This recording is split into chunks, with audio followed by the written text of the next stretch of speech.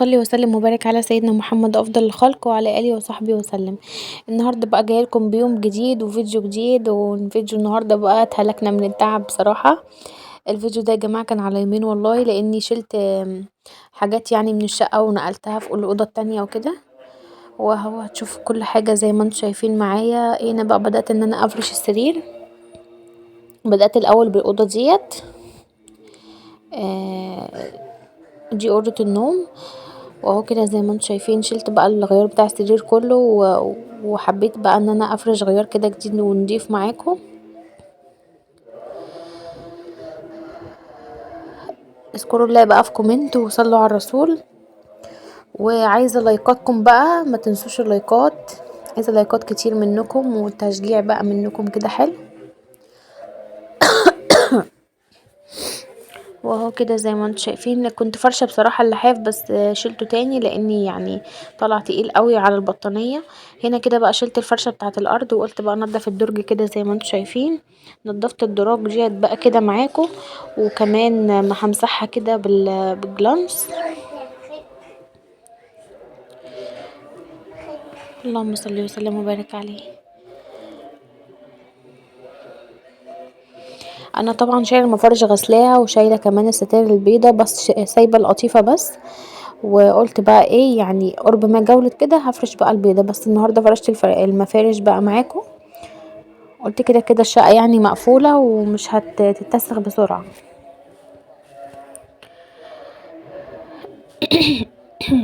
عايزه لايكات كتير بقى يا جماعه على فيديو النهارده، لانه فعلا يستحق اللايكات ويستحق المشاهدات والكومنتات. هستنى منكم بقى الردود الحلوه بتاعتكم ولايكاتكم الجميله. اهو كده خلاص بدأت ان انا خلصت فوق، وبدأت كمان اعمل في الدرج اللي تحت. هنا كده بقى خلاص خلصت، وبمسح في المرايات، وهمسح بقى في الازاز كله، وكمان الخشب هلمعه تلميعه حلوه كده. اهو كده زي ما انتم شايفين.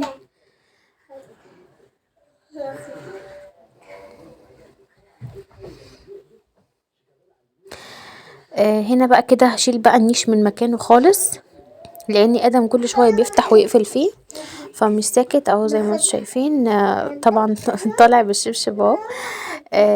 فهشيل بقى النيش من مكانه خالص، وهنا بقى كده بفضيه معاكم يعني. هنا بقى بعد ما فضيته طبعا ابو ادم بقى ربنا يبارك له، هو ايه يعني هيفكهولي بقى وهيعملولي. اهو كده كنت شيلته بقى خلاص، ونقلناه في الاوضه اللي جوه بتاعه الانتريه. واخدت بقى كنبه من الانتريه من اللي هي الصغيره ديت، وحطيتها هنا مكان النيش. هنا بقى طبعا ما اقدرش ان انا اقف كده وامسح كل ده، لاني الحمل بقى ومخلي جسمي تقل يعني مبقيش زي الاول. فهنا ابو ادم بقى الله يبارك له يعني مسح لي بقى كل حاجه، وهنا كده كانت الحيطه فيها رطوبه شويه فحكها لي وعملها لي بقى كده بالصنفره لحد بقى ما هنبيضها ان شاء الله. هنا بقى كده بعد ما فكينا النيش من بره ودخلناه جوه في الانتريه، كان في كنبه بقى هنا في الانتريه وشلتها يعني حطيتها بره، هتشوفوها برضو وهنشوف كل حاجه مع بعض دلوقتي. هنا كده بقى بعد ما خلصت بقى الادراج ومسح الخشب ومسح كل حاجه، قلت بقى هخلص من الاوضه دي كده عشان اقفلها ويبقى هي ايه حاجه وخلصت يعني من عليا. وهو كده زي ما انتم شايفين بقى ببتدي ان انا اعمل بالمكنسه، لان المكنسه كانت عندي الايد بتاعتها مكسوره، وفي نفس الوقت بحب ان انا اعمل بالمكنسه يعني اشفط اي تراب بيبقى فيه تراب ناعم وكده. بحب اشفطه يعني بالمكنسه. هنا بقى كنت خلاص خلصت بقى الارضيه، وهمسح بقى كده بالديتول والكلور، ونعقمه بقى الاوضه كده الحلوه ديت معانا. اهو زي ما انتم شايفين.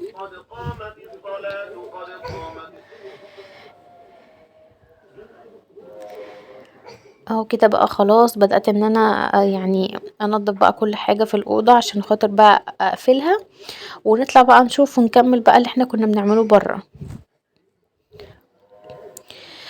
وهو هنا كده بقى خلاص خلصتها وفرشت بقى كده السجاد.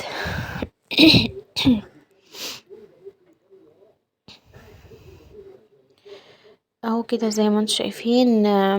اليوم كان سهل وهو خد مني وقت شوية على فكرة بس يعني الحمد لله كل حاجة بتعدي.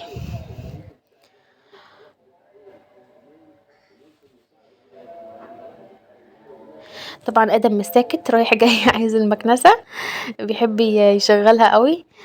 هنا كده خلاص بقى كنت فرشت الارضية وخلاص. هقفلها بقى واطلع لحد ما ابتدي ان انا افرش المفارش وبعدين هخش افرشها تاني معاكم. قلت اخلص منها يعني من التسيق وكده واقفلها عشان اكون خلصت منها اهو كده زي ما انتم شايفين. قلت بقى ايه يعني كان الساعة دلوقتي تقريبا حوالي زي 6 المغرب لاني كنت بادئة في الشقة متأخر. شكلي اخدت الدور منك. هنا كده يا جماعة زي ما انتم شايفين. قلت بقى هعمل بقى كده لقيت عندي ربع كيلو كبدة من في الفريزر يعني.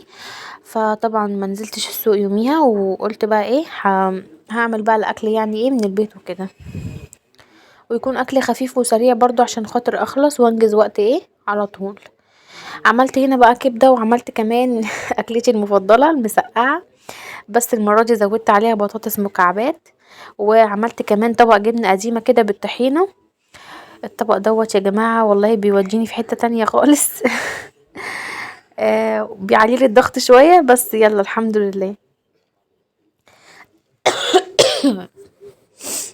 هنا كده دي زي ما انتم شايفين كانت اصلا مكان تحت الشاشة هنا فقلت اشيلها برضو عشان ادم بيطلع على الشاشة. ادم حواراته بقت كتير اوي اليومين دول. بيكبر بيشاء اوي يا جماعة ياريت تدعوله ربنا يهديه. جبت بقى الجزامة طبعا شايفين الجزامة مقفولة ازاي برضو من ادم اهو كده زي ما انتم شايفين. بعد ما مسحت الصالة بقى وطلعت كمان الكنبة هي الصغيرة بتاعة الانتريه طلعتها برا وكمان حطيت الكرسي هنا وحطيت بقى اللي هي الجزامة تحت الشاشة كده.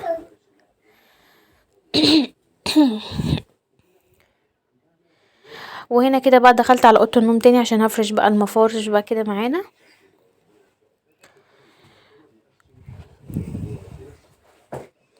هفرش بقى المفارش وهطلع بقى ايه هنشوف بقى الانتريه وكمان همسح بقى الانتريه ونفرشه وهفرش بقى كمان يعني الانتريه من البتاع ده النيش من جوه. لاني كنت حاطه الحاجه اللي كانت فيه كنت حطاها على السرير جوه في الاطفال فكنت خايفه الولا يعني يعمل فيها اي حاجه او يكسر حاجه. هنا كده بقى ابو ادم فرش لي بقى المفرش ده فوق بيت الشاشه. بحب افرشه يعني بيبقى شكله حلو وبيدي شكل يعني حلو كده.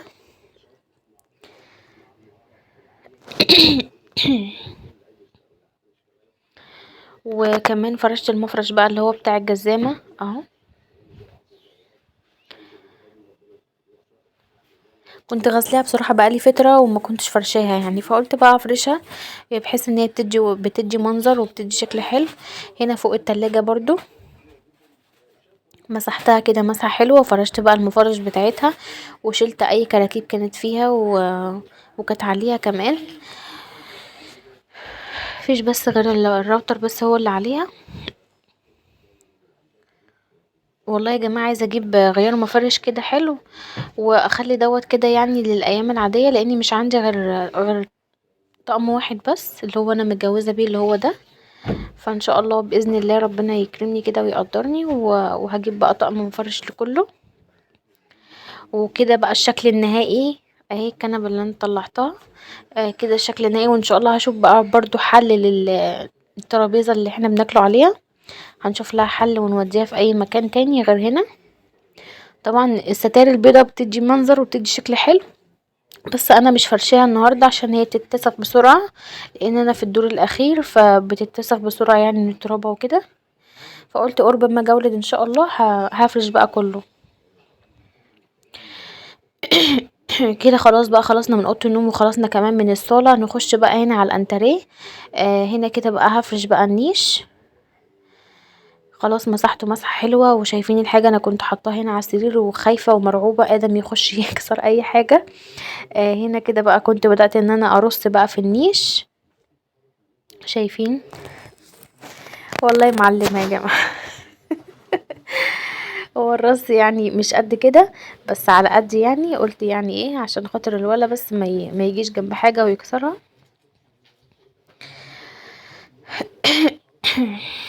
هتشوفوا بقى الشكل في النهاية عامل ازاي، ولو الشكل عجبكم تقولولي برضو وتشجعوني كده في الكومنتات.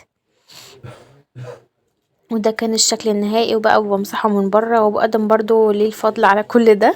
هو برضو كان بيساعدني في كل حاجة. ربنا يبارك له.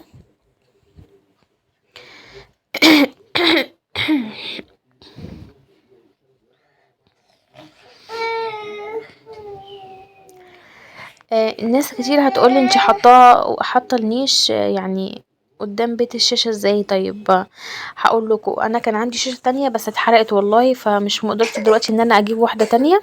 فقلت يعني استغل المكان، وفي نفس الوقت عشان ادم يعني بيفتح لي في النيش كتير، وهو كان في الصالة برا واحنا قعدتنا على طول في الصالة، فهو على طول بيفتحه يعني. فانا كنت خايفة عشان ما يكسرش حاجة او بيقف يدب عليه برجليه، فعشان كده ده اللي خلاني ان انا اتصرف له في مكان لحد ما ان شاء الله ربنا يسهل لنا الحال كده ونطلعوا بقى باذن الله من الشقة دي خالص. وهنا كده خلاص بقى يا جماعة، كنت بقى همسح الارض كده، مسحت الارض بقى وزي ما انتم شايفين ظبطت الدنيا، وفرشت كمان المفرش بتاع الترابيزة. طبعا انا شايله اي فازه اي حاجه شايلاها، لاني الاستاذ بتاعي ما بيسيبش حاجه في حالها، يعني ما بيسيبش حاجه في مكانها. وده بقى كان الشكل النهائي يا جماعه.